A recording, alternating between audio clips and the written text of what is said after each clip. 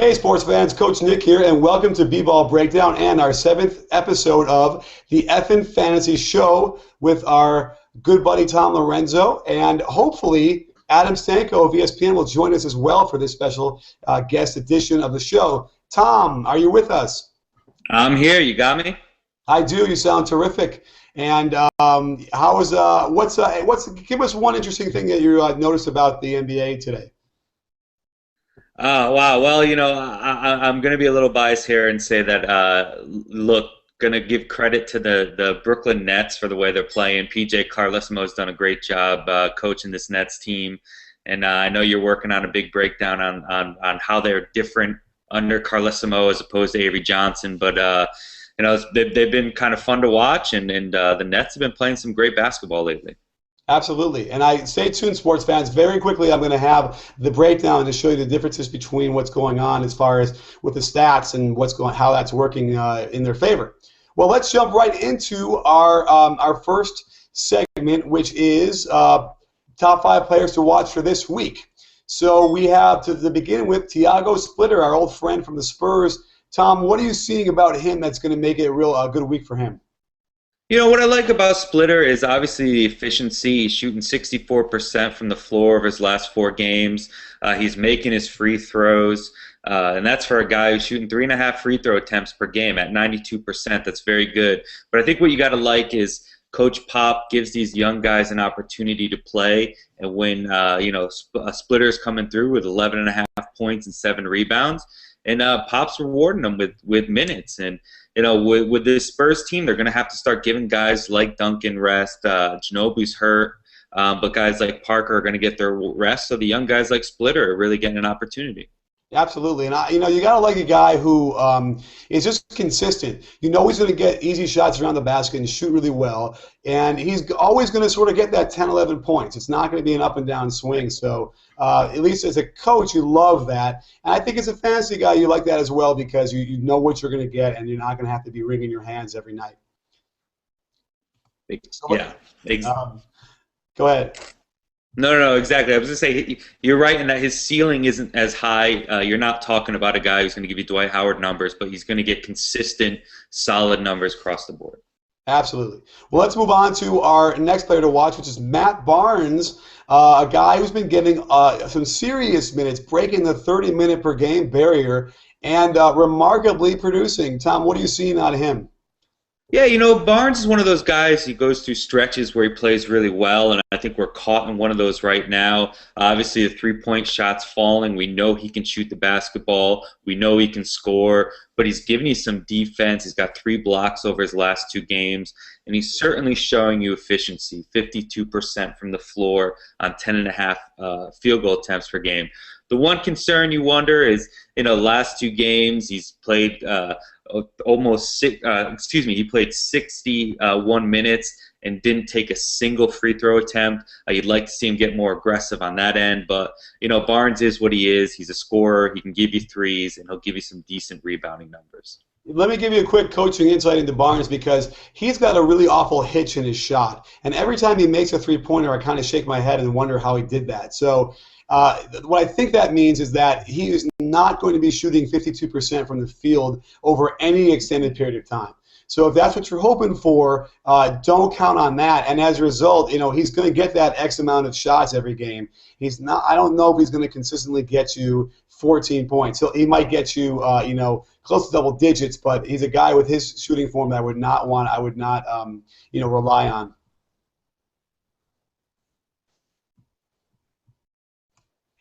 So let's move on to our next player to watch, and that is Jared Sullinger, a guy who I really like coming out of Ohio State, and he's got a pretty polished game. He's learning it. He's getting some respect from the officials a little bit now, and he's getting some good minutes. So, Tom, what are you seeing out of Jared Sullinger that makes him a top 5 player to watch? Yeah, that's the key. He's getting the minutes. The Celtics, again, looking to pull some of their young guys along so they can give guys like Garnett, like Pierce, their rest. And the Celtics have depth, but it's young depth. So, you can see where Doc Rivers is starting to try and play the hot hand. Obviously, Jason Collins isn't going to be stealing too many minutes there in the middle. But Sullinger is rebounding well, scoring well. Over his last 3 games, is shooting close to 70% from the floor. You're obviously not going to get that range, but you can get high 50s. And maybe even to the low 60s in some games from Sullinger. And if he can give you 12 and 8 or 13 and 9, that's good value right now for a guy who's available on most waiver wires. Absolutely, absolutely. I mean, I really like what I'm seeing from him for sure, and I think they got a really good bargain from him. Certainly on it's a rookie contract and he's doing nicely. So definitely keep your eye out for him and to keep getting those good minutes. Our next up is Wilson Chandler, somebody we haven't heard too much from for a long time as he was wandering through China, getting tattoos, it appears. Tom, tell me why you think he should be a top 5 player to watch this week. Well, he just returned from injury, and look, he had a nice game coming off of the injury, 14 points, 6 rebounds, hit 2 threes, had 3 steals. He's not, again, a high-ceiling guy, but he's an effective player. I think the concern is in this rotation, how many minutes is he actually going to get? It's probably going to be in that 22 to 25 range. But what he showed this weekend, with 21 minutes, he was able to give you some nice numbers. And, you're not going to get a 20-point score, but if you can get 13 to 15 points with a 3, a steal, some rebounds, it's going to be nice value because he is a guy who can produce when given the minutes. Yeah, well, it's interesting. I really liked him over in New York, and I thought he was a guy who could really put up the kind of numbers he's even doing now. So there's no reason to believe. The only question I have for him is he going to be able to consistently get those minutes from Denver? Right, that's the key, and we know that George Karl likes to kind of spread out those minutes. Fantasy owners are pretty upset with the way he's kind of held JaVale McGee back, because if they could unleash him and give him 28 to 30 minutes, he'd be close to leading the league in blocks. But it's the same case here with Wilson Chandler. How many minutes could he get? Absolutely. Well, let's move on to our next player, which is Iman Shumpert of Kid and Play. I think he made a mistake with the hair because that becomes his story, I guess, until he can start playing again. So what's his injury report, or what's his comeback story now? Well, yeah, so this is the case here. Obviously, Shumpert hasn't played, but they're saying that he is going to make his season debut this week. I wouldn't go too crazy here and jump on him and own him in all leagues, but he's definitely a guy I want to watch this week because you want to see how he's going to fit into the rotation. Obviously, they're going to bring him along slowly, but the Knicks do have injuries at the guard spot. They've got Felton, who's hurt, Jason Kidd, who's not going to continue to play 35 minutes a game. They've got to pull his minutes back. So there's an opportunity here for Shumpert to really play. So he's definitely someone I'm going to monitor and keep an eye on this week, see how he progresses and see how they can fit him into that system and give him minutes, because he can be a valuable fantasy asset, especially on the steals, if and when he starts to get those good minutes. Absolutely, and I exactly, with the injuries going on as they are now with Jason Kidd, there's no doubt he's going to get, I don't know if he's going to get 29 minutes a game, but I certainly think he has a shot at getting, well over 20. And we've seen him produce on the defensive ends, getting steals, getting some rebounds, and if he can figure out how to play offense a little bit better, he was pretty wild out there for a lot of the time last year. He'll have some value. Yeah, he's definitely worth monitoring. So you guys want to keep an eye on him this week. So let's move on to our next section, which is our injury update. And one of my favorite players in the league right now is Gerald Wallace, Crash. And his nickname is appropriate because it's what he does quite a bit. Give us some insight into how this is going to play itself out, how many games he's going to miss, and who's going to benefit. Yeah, Wallace has bruised ribs. Right now they're saying day-to-day, but I'd be surprised if it's not up to a week where they're going to miss Gerald Wallace. It's going to be interesting to see how they kind of rotate guys in, but if the Indiana game is any indication, it looks like Chris Humphries is going to get some nice minutes and a nice bump in minutes. His minutes have been down this year. He, too, is coming off an injury, but, they're not going to be able to rotate with Bogans at the 3, so they're going to give these guys like Humphries an opportunity to come in.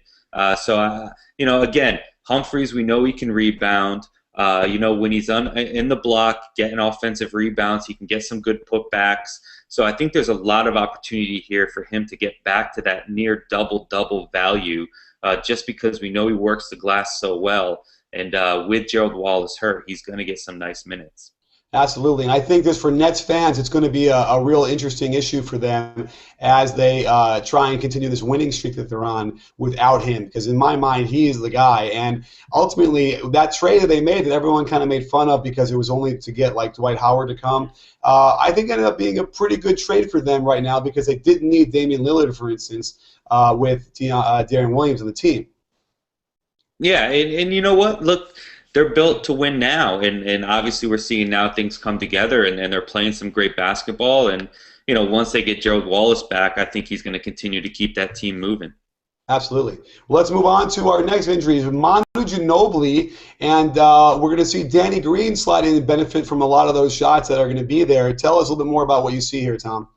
Yeah, Ginobili's out 10 to 14 days. I think they're going to take their time with him. Obviously, the Spurs are built for the long run. So you got a guy like Danny Green who's going to step in. Green, Kawhi Leonard obviously slots in as well. But, when Green's playing, he's a guy who can step out and hit threes, score, give you some steals. He's not a huge high-value add, but with his scoring, with his three-point shooting, and with his ability to pick some steals there, I think he's going to benefit nicely here with Manu's injury. Yeah, I mean, it's a pleasure to watch the Spurs, honestly, the way they run their system and how they can plug guys in and understand how to play with a purpose. So, there's no doubt he'll give you some value. Obviously, he won't give you the same kind of value I don't think as Manu would, but certainly It's not a bad replacement if you can pick him up. Let's move on to our next injury report as I switch back to Danny Granger, my old buddy who works out in L.A. With us. He is scheduled to come back. Tom, what are you hearing about his comeback right now? Yeah, right now hearing Frank Vogel said late January, early February. They too aren't really going to push Granger. They're hoping that they can get him back, get him in game shape, obviously before the playoffs. So I think early February is probably a better mark, better time, better day to circle on your calendar. So. Look, you got Gerald Green who can play some offense. They had Lance Stevenson also stepping in, but he hurt his foot the other day, and right now he's day-to-day. So I think in the short term, Gerald Green can give you some nice ability here with scoring, can shoot some threes. Obviously, he has that ability to go off on a given night where he can give you 20-plus points. Hasn't really shown it much lately, but I think now with Stevenson hurt, with Granger out, Gerald Green might be a nice pickup here for the short term. Another question is Danny Granger is sort of in that Amare Stoudemire predicament where he's the kind of the star and the man and coming back to a team that's kind of forged an identity without him. So it's going to be really interesting. Knowing him, I feel like he will try and blend in. He's been around long enough to realize what a team is about. And as a result, though, I don't think you're going to see 18, 19 points a game with a couple threes. I don't know if he's going to produce like that. And then plus he's coming off the injury, so he's probably not going to produce either way. So with Paul George coming on, I think he's in a little bit of a hard place here.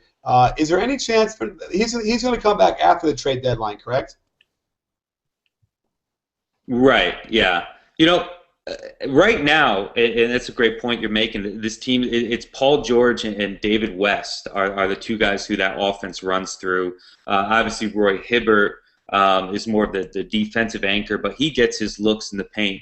But you're right, Danny Granger coming back, it's not going to be, all right, Granger's going to get his 15, 16, 17 shots a game. It's going to run through Paul George. It's going to run through David West. They're going to do the things that's made him successful up to this point. So it might be a little touch and go there for Granger if and when he does return in early February. Absolutely. Well, let's move on to our next and my favorite segment, which is the schedule analysis. And don't forget, the biggest value, or one of the biggest values of being on our show right now and having our show is that you can look at the beautiful graphics that I created with Tom's help. Because, if you're listening to a podcast, you can't possibly follow along with what we're talking about. So here's our schedule analysis, my favorite part, the thing that's going to get you over the hump and win your fantasy league. And Tom, break it down for us. Who's got a good schedule? Who's going to give you some numbers based on who they're playing this week? Yeah, I really like the OKC schedule. 4 games this week. Playing Phoenix tonight, but that should be a pretty easy one for them. And then they've got 2 games with Denver, home and away. And as we know, Denver, they're the kind of team that can get really into one of those track meet games, really high-scoring games, lots of rebounds, lots of assists, really moving the ball in the open court so you get a chance to pick steals. So I really like the Denver matchups. Also, really like Indiana, who we just talked about. You've got Charlotte and Houston on the schedule for the week. Those are the last 2 teams in the league. Charlotte is last, Houston's second to last, I believe, or if it's flip-flopped in points allowed. So obviously, Indiana's going to have a lot of opportunities to score some points this week. I think they are one of the schedules you really got to circle, given their opponents. Yeah, absolutely. And let's look at the bottom half here. What do you see there? Yeah, just, obviously terrible schedule for the Knicks. 1 game, road game in Detroit. Detroit plays some decent defense, so it's not going to be one of those, even with 1 game, even if they were to come out the Knicks and score 140 points, it probably wouldn't even be worth it in terms of starting those kind of secondary or third-tier guys on the Knicks outside of Carmelo, maybe Tyson Chandler. So the 1 game really hurts you. And then again, of course, on the flip side, you've got Detroit, who doesn't play until Thursday against the Knicks, and then has a Boston game on Sunday. Really don't like that schedule for them as well. I think that's one team you could probably almost completely avoid this week if you have to slot in Greg Monroe at center, because you're in a 2-center league. I can see you doing that. But in terms of the schedule, I just think outside of Monroe, and then with the Knicks outside of Melo, maybe Tyson Chandler, to me there's just nobody else on those teams I would start. Absolutely, and and just to comment on that last on the good for OKC playing Denver twice is like a gift from the gods. You're going to see some, I might have to break both those games down and kind of mix them together because that'll be really fun to watch at the very least, and certainly fantasy numbers are going to be through the roof. So let's go on to our next segment, which is surprises from last week, and Laker fans will be excited. Their season started over. Did you hear that, Tom? It's like they're 1-0. Right, I know. Big year already. They're off to a good start, right? So, and Earl Clark, of all people, has come out of nowhere to give him minutes, kind of like how Jeremy Lin did it with the Knicks when D'Antoni was sort of at wit's end and didn't know what to do. So, what happened with Earl, and what was he able to do? Yeah, Earl Clark played fantastic games slotting in there. Obviously, Paul Gasol was injured. Dwight Howard just returned from injury. So there was opportunity there for Earl Clark. But you're looking at his last 4 games, he's giving you a double-double, giving almost 2 blocks a game, showing really aggressive, sets on offense. The thing you like about, you think about a guy like Earl Clark and think, okay, Gasol coming back, Dwight Howard back, so obviously Earl Clark's going to lose time. But the thing you like about this situation is that D'Antoni really was praising Clark and saying he's earned the minutes, he deserves to play. So I think they're going to stick with him, not to the point where he's going to get 30 minutes a game, but maybe slide back and close to 20-minute, 21-minute a game. And I think he can still do some damage there in that range. But I wouldn't expect these numbers that he put up over the last week. But I still think that he can give you some decent, maybe low-end value. Yeah, we'll see. I'm going to reserve my judgment until I can see a few more games of his. But he did okay. But he did okay against Cleveland. So let's see what happens against some of the better teams. Another surprise we have, although Harrison Barnes isn't going to surprise me much because I think he's just terrific. And he's in a great system where he's going to get a lot of dunks and a lot of shots at the rim. What else have you seen here about him, Tom? Well, we've talked about Barnes on the show before, and I think what was surprised is the fact that the guy shot 64% over the last 3 games.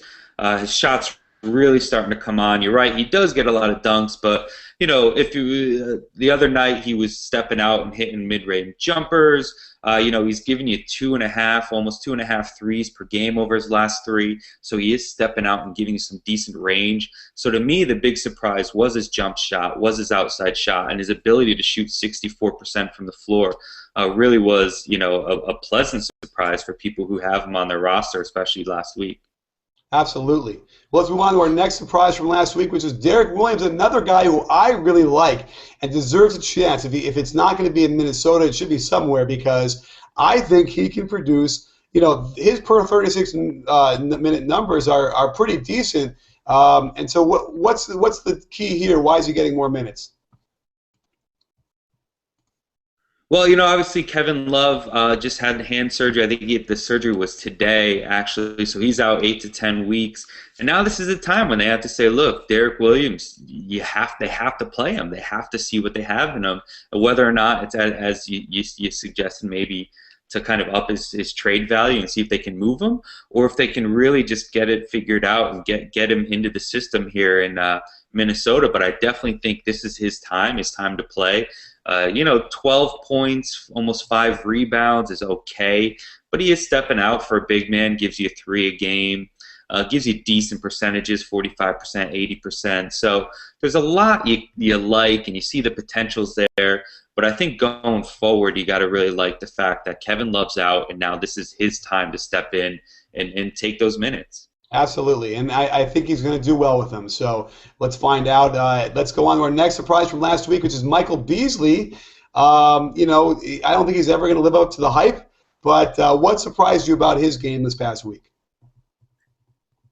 Well, it was one game in particular on Saturday.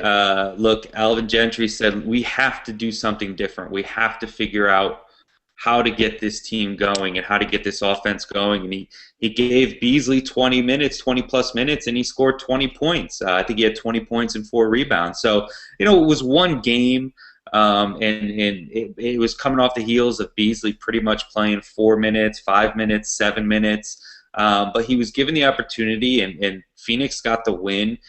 So it was kind of that thing where you're thinking in the back of your head, all right, maybe he's going to get that opportunity to at least get 25 to 26 minutes a game.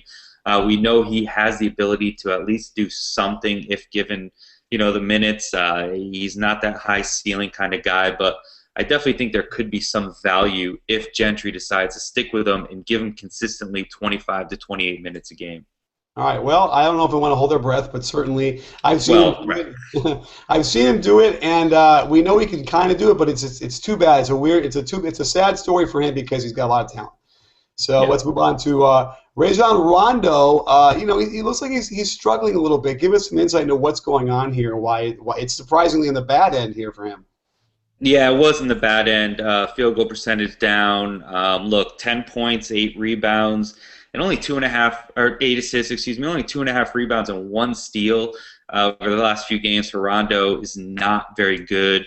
He did have that suspension. Obviously, doesn't factor into the stats here, but so Rondo was kind of knocked off a little bit. I know tonight he's playing as we're doing this and is off to a very good start in tonight's game. But I think what Rondo needs to do is kind of he had that rough week. I think he needs to refigure out his offensive sets, where he's going, how he can get more involved in the offense. Because, as you saw in the last couple of weeks, it's just been almost kind of seeing him lost and seeing not the Rajon Rondo who we're used to, where he can take over games. It was more of a Rajon Rondo who was kind of sitting back and playing the third option, playing the fourth option at times on that team. So it was a rough week, but I think he's obviously going to get it turned around. Yeah, and I'm going to break down tonight's game against the Bobcats. So Bobcat fans, I'm going to actually do a breakdown with your team as well and include it. So we'll see what's going on there. And we're going to have special guest Paul Flannery, of the SB Nation's NBA page to help us break it down. So let's go to a couple questions really quickly. Let's see what we have here. Let me quickly share that screen with you so we could see. Can we read that? Is that too small? I think I got it. All right. So we're not going to answer Amara's question. Let's see. Coach Nick, if you and Tom could redraft the 12 NBA draft, who will be sitting in your top 5? And that's a good question. I mean, certainly we're talking about Anthony Davis and Michael Gilchrist. Can you answer that off the fly, Tom? I think Damian Lillard, obviously, Anthony Davis, 1 and 2 to me. Those guys, I think, right now are 1 and 2 easily. Michael Gilchrist, I think, obviously deserves to be in that top 5. We talked about Harrison Barnes stepping in, and I mean, from there, I think it's kind of a toss-up. Bradley Beal's shown some good stuff. John Henson's really starting to come along in Milwaukee. I don't know if I can kind of pinpoint which guy would take 5th. But, to me, I think you start with Lillard, go Davis, Michael Kidd-Gilchrist, Harrison Barnes, and I think there's a couple guys who you can factor in that fifth spot. Yeah, I mean, certainly Harrison Barnes should be up there in Lillard for sure. Terrence Ross is starting to come along in Toronto. So you could argue he might have gotten a shot as that fifth guy. So interesting question. And not too bad. I think they did a decent job of drafting those guys. We'll see in a few years how it really pans out. Let's see here. Are there any other questions in here as I go across? People are excited to listen to us, I guess, instead of asking questions. Here's one. Have we talked about what to do with Kevin Love? Yeah, well, look, if you're in a redraft league, meaning you can't keep any guys for next year, I think you can easily drop them. I mean, you're looking at 8 to 10 weeks. It'd be tough to kind of hold on to them, especially in daily leagues where you can use that roster spot for a healthy body. So I think it really depends, but for the most part, I think you can easily drop them. If you're trying to think for next year and you can keep some guys for next year, obviously you want to hold on to him because his value is going to be high next year once he's healed from the surgery. But I do think you can actually drop him in most cases. Yeah, it's really sad. And I got a chance to see like a quick shot of his hand like after he did it, because it didn't look too serious of the actual emotion, but it was just so swollen and so disformed. It's really just freak, and it rarely happens that way. But for him, once it does, you do it. You don't let it heal all the way, you're going to be in trouble. So, anyhow, well, that's all we have for the Effin Fantasy Show today for episode 7. And don't forget, we are going to be doing a Nets breakdown probably tonight if I can get it out real quick. And then tomorrow we'll be breaking down Boston versus Charlotte, which is exciting because I haven't looked at Charlotte much in a while. Tom, what else will we be looking for up this week? I'm going to put you on the spot. Anything exciting? I'm looking forward to picking up this. I know Chris Paul's out tonight, Rudy Gay's out tonight, but I think Memphis Clippers, those guys always go hard tonight. So I'm DVRing it and looking forward to watching that game tonight. Absolutely. I'm going to keep my eye on that too from my LA vantage point. So great call. And let me switch over here. Don't forget, everybody, thanks for joining us for the episode 7 of the Effin Fantasy Show. And here at B-Ball Breakdown, as you well know, it's not a channel, it's a conversation. Are you in? Tom, are you in? I'm in. All right. Till next time. Thanks.